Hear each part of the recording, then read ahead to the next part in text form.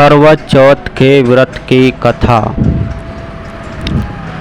कहा जाता है, करवा चौथ की कहानी ये है कि देवी करवा अपने पति के साथ तुंगभद्रा नदी के पास रहती थी।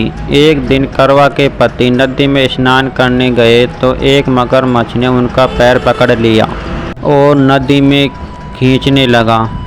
मृत्यु करीब देखकर करवा के पति करवा को पुकारने लगे। करवा दौड़कर नदी के पास पहुंची और पति को मृत्यु के मुंह में ले जाते मगरमच्छ को देखा। करवा ने तुरंत एक कच्चा धागा लेकर मगरमच्छ को एक पेड़ से बांध दिया। करवा के सतीत्व के कारण मगरमच्छ कच्चे धागे में ऐसा बंधा कि टस से मस नहीं हो पा रहा था। करवा के पति और मगरमच्छ दोनों के प्राण संकट में फंसे थे।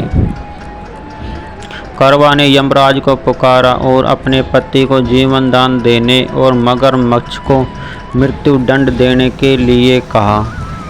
यमराज ने कहा, मैं ऐसा नहीं कर सकता क्योंकि अभी मगरमच्छ की आयु शेष है और तुम्हारे पति की आयु पूरी हो चुकी है। क्रोधित होकर करवा ने यमराज से कहा, अगर आपने ऐसा नहीं किया तो मैं आपको श्राप दे दूंगी। सती के श्राप से भयभीत होकर यमराज ने तुरंत मगरमच्छ को यमलोक भेज दिया और करवा के पति को जीवन दान दिया। इसलिए करवा चौथ के व्रत में सुहागन स्त्रियों करवा माता से प्रार्थना करती है कि हे करवा माता, जैसे आपने अपने पति को मृत्यु के मुंह से वापस निकाल लिया, वैसे ही मेरे सुहाग की भी रक्षा करना। और करवा माता की तरह सावित्री ने भी कच्चे धागे से अपने पति को वट वृक्ष के नीचे लपेट कर रखा था। कच्चे धागे से लिपटा प्रेम और विश्वास ऐसा था कि यमराज सावित्री के पति के प्राण अपने साथ लेकर नहीं जा सकते।